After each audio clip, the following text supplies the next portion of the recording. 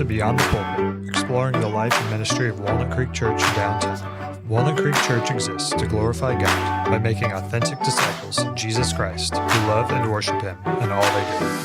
Well, all right, welcome to Beyond the Pulpit. My name is Derek Wadley, and here in just a moment, we're going to jump over to the emphasis of this episode, which is an interview that Dan Luke and I did with Sean McDowell recently about a report from the Barna Group called Beyond the Porn Phenomenon, which is a follow-up to a study released a number of years ago on the state of pornography in the nation and especially in the church. And it was very helpful to sit down with Sean and unpack some of the findings and what he saw, some of the trends. So we're going to not waste any more time, and here is our interview with Sean McDowell. All right, Sean, thanks for joining us here today. We appreciate you taking the time to talk to us about state of the union as far as it relates to pornography in the church and even our country. So we really appreciate you jumping in here. And yeah. Sure.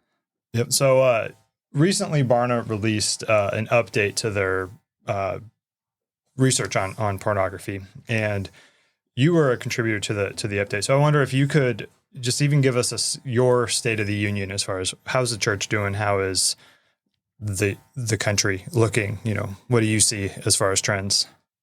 Well, with everything, it's almost always a matter of good and bad. We see some positive signs, such as this study kind of surprised me that there was about a 10% swing back with Gen Zers versus millennials who would argue that, I forget the exact wording, but would argue that pornography is destructive or damaging or negative on society. That's a positive trend. I'd say a lot more people are talking about this topic in the church. That's a trend. But honestly, Derek, I try to not be the shock and awe guy because everybody's doing that for clicks and for views and for attention.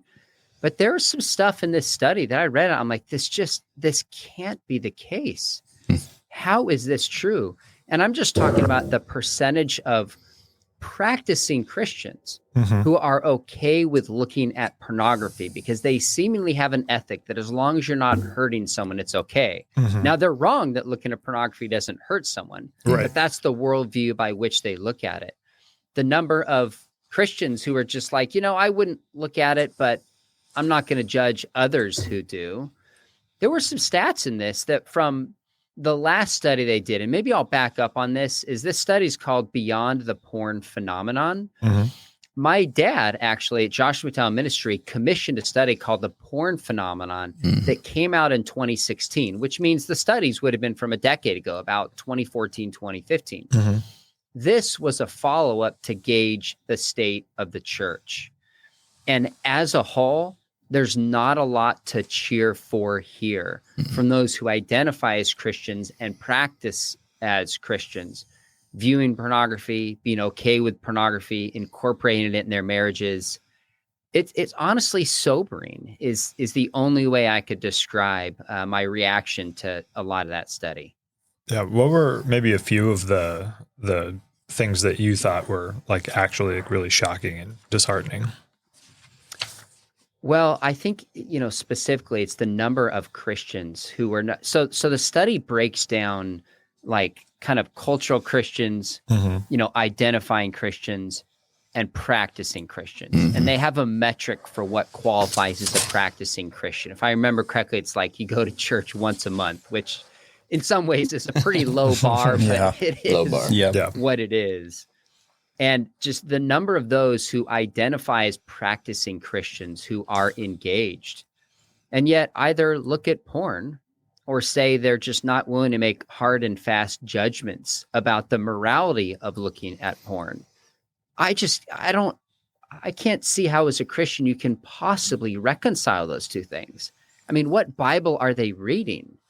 So my takeaway was even people who are going to church at least minimally, say once a month, a huge chunk of them are taking their sexual ethic far more from the culture, which has an ethic of consent minimally, or an ethic of don't cause harm minimally, rather than what the Bible teaches about what marriage is for, about the proper outlet for sexual attraction and sexual practice. It's just, honestly, it's disheartening, Derek. And but it also makes me double my efforts and say, all right, I've got to really work harder to get this message out like you guys are as well. Mm-hmm.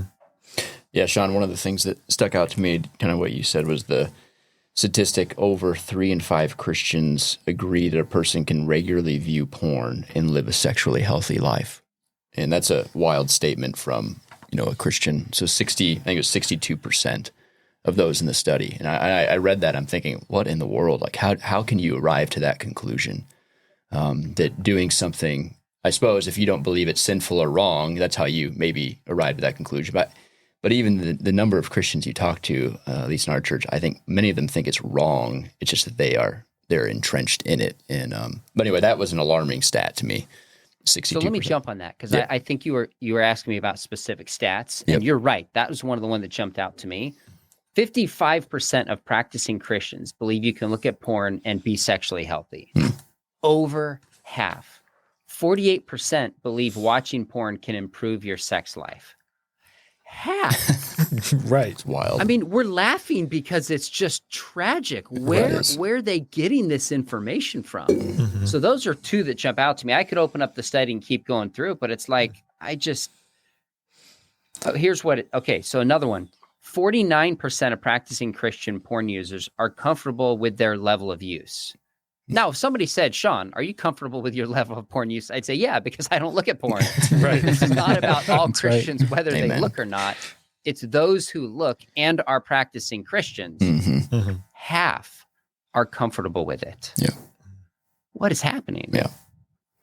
Yeah, it's crazy. It seems like the report gets at the fact that we're just so desensitized to what even is or isn't pornography. Like, sexual content has just permeated so much of just media and culture and all of that what used to be considered pornographic is often not considered pornographic anymore. Or there's like also an oversensitivity to like an old Renaissance painting is that pornography? And people don't know how to wrestle with it. Yep. This was actually one of the most interesting points that jumped out to me in the study, Mm-hmm. is that there's kind of a desensitization to it, but then a hyper awareness of it. Mm-hmm. So certain very graphic, obviously pornographic kinds of scenes are excused away, but then even the slightest kind of hint or suggestion that somebody's not being sexually appropriate in harassment, well, people freak out about that. It's like, okay, wait a minute. How What's can the both of standard these here? be true? Yeah. And we're just living with this tension. And the obvious response is that porn has shaped our scripts, Mm-hmm. our narrative about how to think about sex and about how to just, I think desensitization, the way you frame it, is exactly right. Mm-hmm. Yeah. No, it's just, the more I've dug into the report, I mean, it's big. It takes a lot to dig through. And you read one section, you go to a chart, and then you're like, okay, what am I looking at again? Help me understand the number. But just the correlation to frequency and like mental well-being was like that part jumped out quite a bit. And just how just people who don't use porn or use porn less often feel way more valued or valuable or cared for, and just their ability to like even have normal day-to-day lives and just be satisfied with the choices they're making. I don't know if did you see that part of the report or have any thoughts on that? So the difficult question with this that Barna brings out is, do lonely, depressed, anxious people look at porn, or does porn cause these kind of, what are often called comorbidities or psychological difficulty? And I think it's some of both. Mm-hmm. I think if people, here's the way I frame it, and I don't know that this is unique to me, is that porn is not the root of the problem. It's the fruit of the problem. The root of the problem is relational and spiritual brokenness. Mm-hmm. If we're not whole in our relationship with God vertically and whole in our relationship with people horizontally, love God and love others, then there's a natural void and brokenness. And pornography is one of the most easily accessible, quick remedies to feel good for the moment, Mm-hmm. even though it never solves those deeper issues. So it does attract people. And we're all broken in some fashion or another. I hope no one hears me like piling on people. We all have our issues and our brokenness we're working through. But it does attract people with a level of brokenness and lack of health in their relationships. But I think the study shows it also then exacerbates it and increases it. So it's both, in a sense, cause and effect of some of the psychological issues that you mentioned. Yep. Yeah. It's very alarming. Sean, do you think that the culture where we're at today versus maybe 10 or 15 years ago, do you think the culture is turning against pornography, or do you think it's being more and more normalized? Because I feel like in the culture, I am hearing more people talk about the dangers of pornography. Even websites like Fight the New Drug, and there are many websites like that, or at least several that I know of. Do you think the culture is beginning to wake up to the devastating impacts of pornography, or how would you assess that, where the culture's at? I'd probably take you back, instead of just 10 years, like to the 90s when I was in high school. Yeah. Obviously, pornography was much more, it was harder to access, was not as aggressive, but also was not as culturally approved. Yeah. Then you see the shift, I think, really brought on by the ubiquity of the internet, where so many people are looking at it, that all of a sudden there was not, for a period of time, really any debates about the morality of porn. It was just kind of accepted, this is what people do. But then, and I'm kind of estimating on these numbers, it was about a decade ago that you started to see, I think there was a cover story on Time magazine that was talking about kind of this movement about 10, 12 years ago, this movement against pornography and affecting males just in their ability to be in healthy relationships. Fight the New Drug. So I think there's a strain of people saying, wait a minute, this doesn't result in healthy relationships. This is damaging. This is dehumanizing. And I wouldn't say that culture has shifted as a whole, but there's more and more awareness of this. We've even seen bills that are being passed of like trying to outlaw it and limit access to it. I think there's a Supreme Court bill right now that's up. I haven't read the details of it, but will be ruled on in June about access for minors to pornography sites. Yep. You've seen groups like Pornhub talk about things like ethical porn, which, if there's any such thing that's an oxymoron, ethical porn. That's right. But at least, I don't even know if I'd say at least, but that's kind of an awareness of a pushback to them. And they want to go, oh, no, we're not pushing for child pornography. There's not STDs getting passed. This is really ethical. The reason they've had to argue for that is because there's a backlash of people saying that, it's not. Yep. So I think there's some shift in the conversation, but honestly, I think AI is about to and is changing everything. Everything. Yeah, no kidding. Just like the internet, when there was the access of pornography, changed everything. Now, I mean, I don't get me started on this, but think about one shift that the internet does. Since the 90s forward, basically, if somebody thought, I want to find some pornography scene that they imagine in their mind, they could find someone had probably made it. Now with AI, it quite literally puts people in the seat of creating pornography just by writing in prompts. Now, some of these technologies say, we're going to not allow it to be used for porn, and we're not going to allow movie stars' images to be used. Well, you're not going to be able to keep that, under wraps. Good luck. Good luck. It's not going to happen. So I think we're about to see things just radically shift and get far more pornified than it ever even has been the last 10, 15, 20, 30 years. I agree with you. I agree also. And that is a scary thing to think about, that you can just click on now AI and you can ask it to create a picture.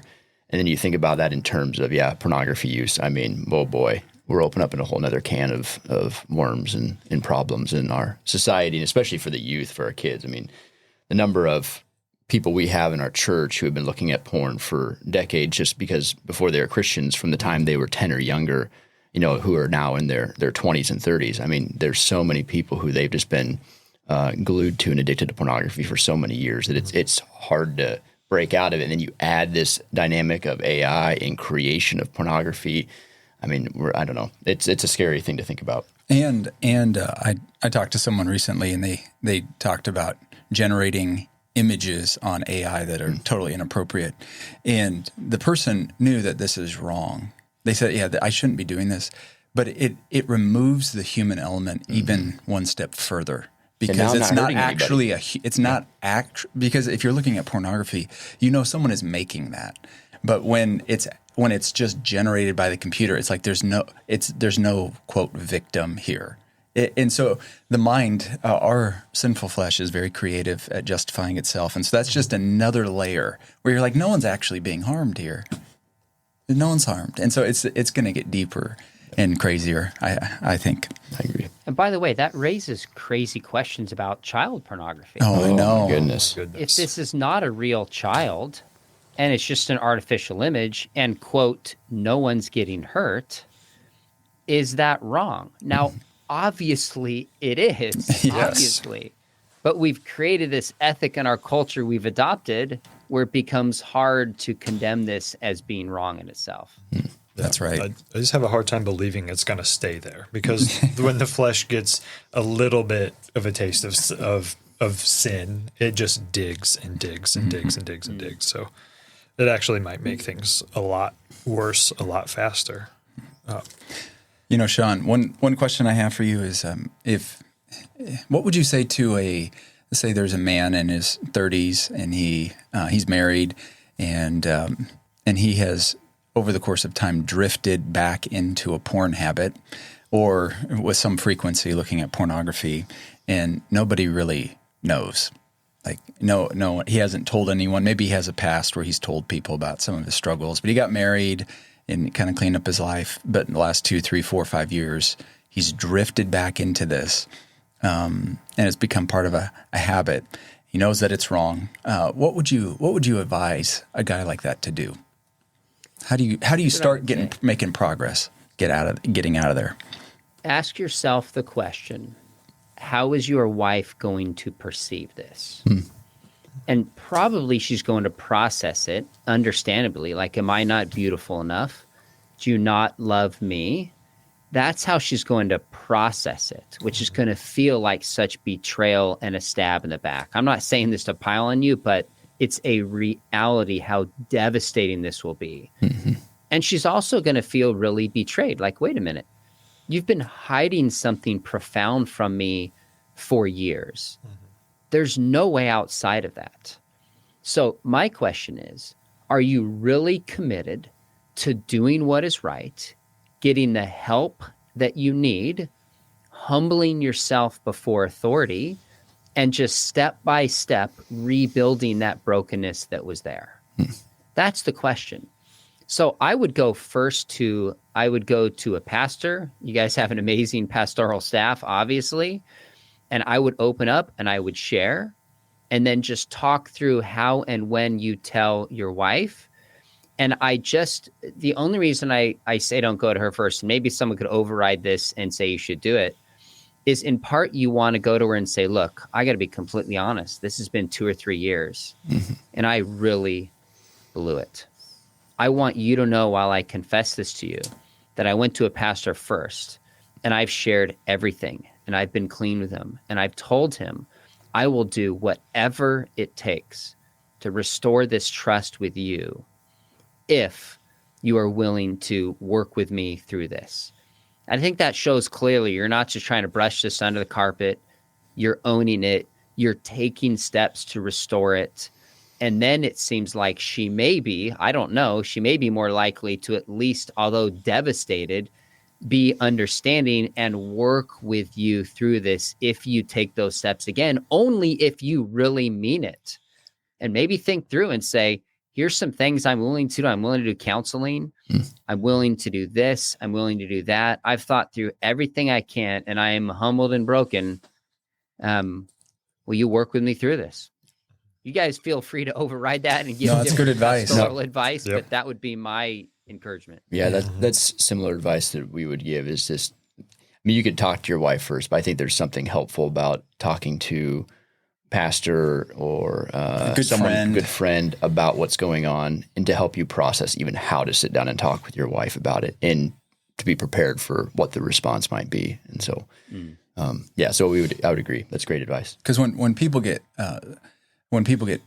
trapped in a sin, often people are calculating the cost of getting out of it, because you get into it, and then you start getting deeper into it, and then you start to think, oh no, I haven't told anyone about this, and so now it's going to be worse, and it's going to be worse, and it's going to be worse. And another question, and I don't know if you've thought about this question before, but what do you think it does to a person who has this habit of pornography in their life running in the background over the course of years? Because that's, the study talks about Christians thinking you can be normal and healthy and all of that stuff. But what do you think the long-term consequences are for someone who has this operating in their life as they try to walk with Christ or whatever? Maybe for a month it may not be, I don't know what it does to a person over the course of a month, but over the course of 5 years or 10 years, what does it do to someone? I think it has relational, spiritual, physical, and mental effects. Let's take them one by one. Relationally, it's so interesting how many women whose husbands have come to them, and it can be the reverse. I just hear more from husbands who have been looking at porn, and their wives will say things like, I just sensed something was off relationally. Now it makes sense, even if they couldn't put their finger on it. So if you realize it or not, it affects the way you treat people. It affects your relationships with people. Physically, it actually affects the brain. Looking at pornography, and there's a great section in the study about how we just have certain chemicals in the brain that send messages and synapses that form patterns. And when you look at certain things, whatever the issue may be, it forms pathways in the brain. And so people actually become kind of cued to respond sexually to an image in pornography that just doesn't translate to a real human being in the flesh, and can just affect somebody on that physical level. It can affect somebody spiritually in terms of just feeling guilty all the time, feeling like, am I really a new creation? Am I actually forgiven? Can I conquer sin in my life? And some people just live with that sense of defeat or compartmentalization. Some people eventually, they just start questioning, think, maybe the Bible's not true. I've tried everything to give this up. The other one is it affects mentally certain scripts that we have, SCRIPT, about what to expect in sexuality, how to treat somebody. And the scenes in pornography are not about lovingly caring for a human being and treasuring them. Yeah. It reduces a human being down, sadly, to a piece of meat that you use for your own pleasure. Yep. So people who look at porn start developing a script in their mind about what to expect and how to act and how to behave. And whether they realize that or not, translate that into the bedroom and into the way they treat people. So I think it affects us spiritually, relationally, physically, mentally, probably emotionally as well. Since we are whole beings, whether we realize it or not, it quite literally affects us in every way. Yeah. That's really good. Yeah. And it seems like it doesn't actually solve any problems. I mean, it's just, the longer you get into it, the consequences don't diminish. It actually just gets worse over time, and it messes up your life. I remember in 2016 when we were at the Set Free Summit, North Carolina, with your dad. I remember one thought that was so helpful was just that a lot of times Christians, they'll say, we're all about the Great Commission and we're all about making disciples, and the whole sexual issue in someone's life, pornography, masturbation, all of that. We'll deal with that if we have to. But that's kind of it's not really in the center of discipleship. Ancillary issue. It's a peripheral issue. But I remember during the Set Free Summit, I can't remember who was talking about it, but they just talked about how discipleship, what's at the heart of discipleship, it's offering to Christ, our whole life. And what that means is that sexual sobriety and honoring God with our bodies and sexual purity is actually at the heart of discipleship. It's really at the heart of the mission of what we're trying to accomplish. And so there's no path to real meaningful discipleship that does not include our bodies, our minds, our hearts when it comes to sexuality. And I think that's been a really helpful thought for us as a church over the years. And so it's really at the heart. Discipleship at the heart of it is sexual purity. Yeah, I mean, in 1 Thessalonians, Paul says that God's will is for us to be sanctified, to abstain from sexual immorality. So to not look at sexual sin or how we treat sex, our bodies, as central to discipleship would be to ignore what the Scripture actually puts in the center. And so, yeah, even going back to 2016, Sean, with your dad, I mean, that was an extreme. Was that 2016 or 2016? Yeah. I think it was 16, 15 something. That was an extremely enlightening time conference. Probably, maybe the best conference I've ever been to, as far as just what was going on. Number one. I think we think about that conference all the time, and it's been pivotal in the life of our church when it comes to the topic of pornography and sexual sin. Because from that conference, then we have started what we call set-free groups to deal with and to address sexual sin for men and for women. And so your dad really has had a significant impact in our church in a variety of ways, being here multiple times, but that conference, I think, even more so specifically, bringing to light the nature of sexual sin, in particular pornography, and how destructive it is in the life of a person and destructive it is in the life of the church. Because as this study shows, and the study showed before, like no one's talking about it in the church. Like from the pulpit, it's just not being talked about. Yet people want it to be talked about. And so it gave us all that confidence to address it, to talk about it, and somewhat of a roadmap to figure out how to begin to deal with it in the life of our own church. And we have so many just young people. We have a college ministry, and our directors are, I remember years ago, Jake Finsigle just talking about the assumption is that everybody's addicted to porn when they come into college. I mean, that's just the overriding reality. And so, yeah, that conference was extremely pivotal just in our thinking about this issue and making it central to discipleship, to your point. Yeah. Well, I know you have a limited time here, so we do with just our last few minutes left. You have a lot of interaction with young people, just in your capacity as a teacher, as someone who goes around and speaks, especially to young people. So, a lot of times the first exposure to pornography happens at a young age, young teenagers, middle schoolers, high schoolers. I mean, unfortunately, even elementary school students. As parents, how would you counsel to prepare for that conversation? Not like to protect from it, because there's a reality that our kids are going to be exposed, whether we want them to or not, no matter what the situation is that we put them in. And what encouragement would you give to middle schoolers, high schoolers, to like really fight for God's design for and desire for their sexual purity? This is a great question. Look, all the studies show that I'm aware of, going back to 1972, that the biggest influence on a child and their worldview is their parents. Church is a huge support. Christian schools, huge support. Mentors, huge support. But it's parents. Sometimes parents are reluctant to talk about this. Understandably, they're not quite sure what to say. The landscape has changed radically from when most parents were growing up. Some look at their own lives and just have a sense of I made mistakes. Who am I to talk with my kid?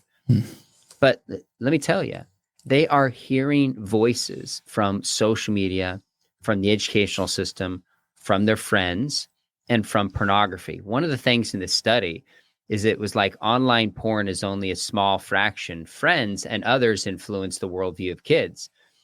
And I actually think this is an area they got it wrong. I'm okay, yeah, from their friends. Where do their friends get the ideas about pornography from? Yeah, from online. That's exactly where they get it from. Social media, yeah. Where does social media get it from? From pornography online. So this is the source of all of it. So we have to talk to our kids consistently and early and build relationships with them. There's no way outside of that. So just intimate, close relationships with our kids so they trust us. The other key thing is to really look at our own marriages and our lives and ask, are we modeling what a healthy relationship looks like? And I understand there's people watching this where there's brokenness, and I'm so not trying to pile on people. That is not my point. But insofar as you can, Are we modeling what a marriage should look like? So if we tell a kid, don't look at porn, and we're not working on and loving our spouses, in the back of their minds, they're going to think, well, you don't exactly have the kind of life I want to imitate. Why should I listen to you? That's a reality of how kids are going to process things. So build relationships with them, model and value our own marriages, and talk to kids early. It's not the talk when they're 12. For most kids, that's probably too late. It's consistent conversations that arise in the rhythm of life. I'm driving in the car and my daughter's 13. A few years ago, starts mentioning something about abortion in class. My 8-year-old son goes, Dad, what's abortion?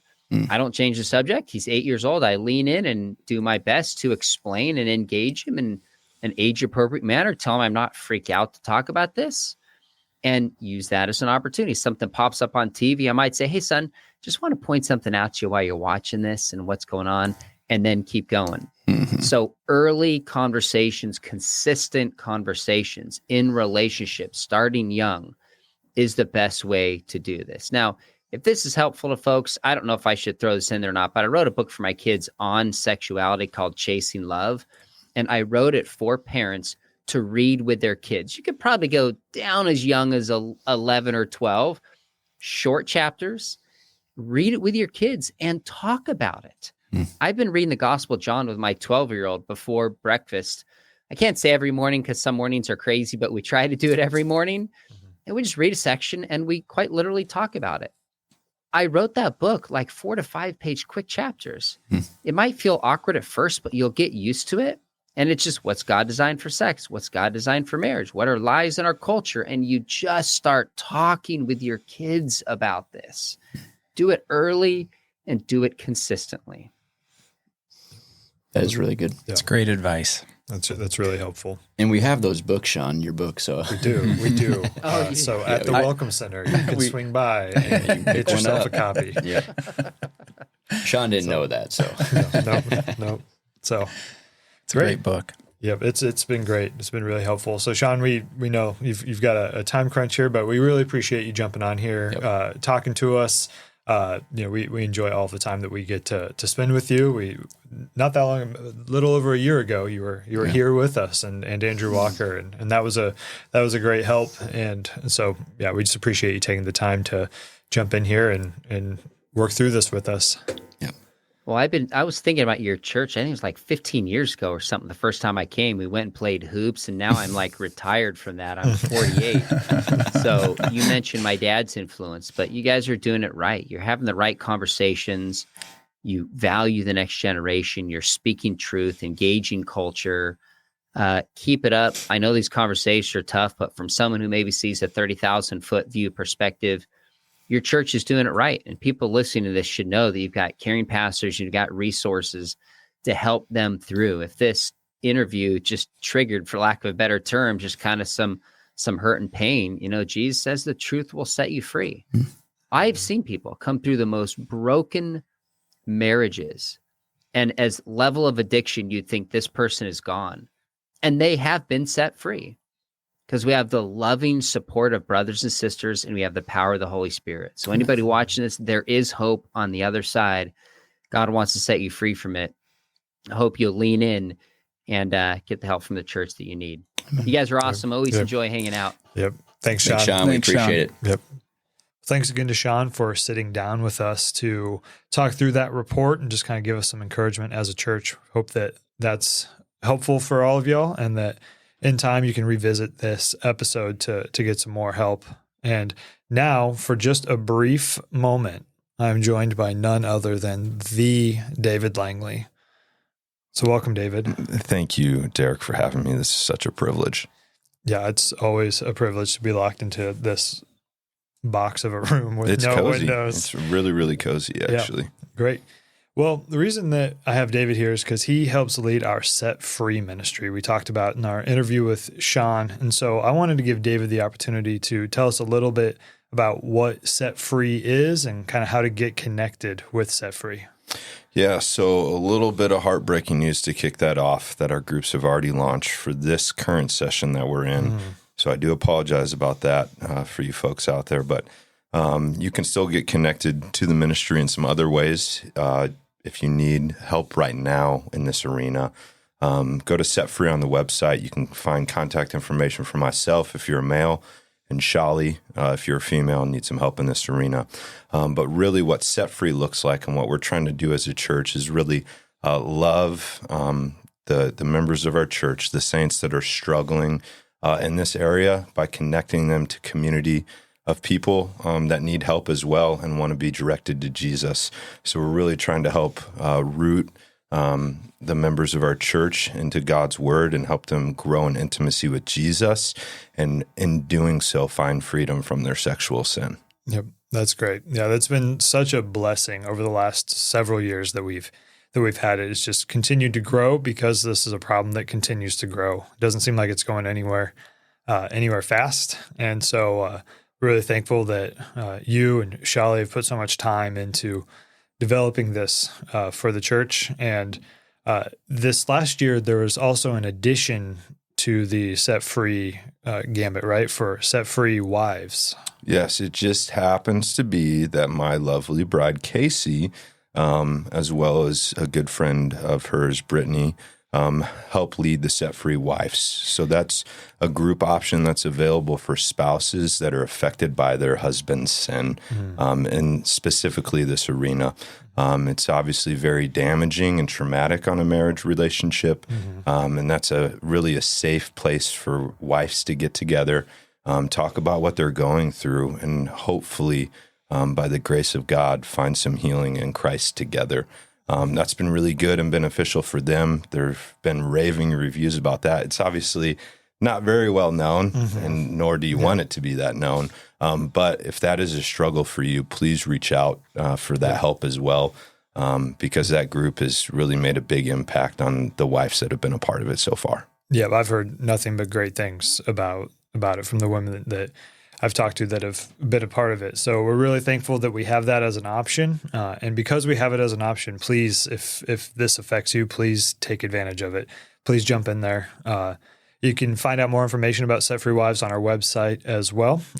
Contact information for Casey and Brittany is also on there. So David, thanks for sitting down with us to give us a little bit of a plug on that. And we hope to have you and Shali on sometime here in the future before a group launches, so we could talk a little bit more about it rather than here at the last second. But we appreciate it. That would be that'd be great. But I'm sure all this great information that Sean shared, we need to hear it. I mean, it's a really sad state of affairs, and it's good to highlight this. And I can't reiterate enough that if you are struggling right now and you need some help, please reach out, even if that's just talking to your community group leader.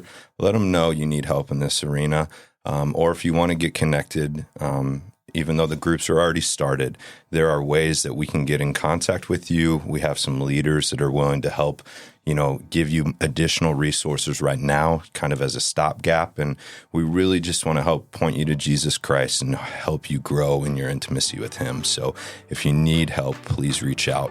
It takes a lot of courage, but it's important, and we know you can do it. So please reach out. Amen. Thanks, David.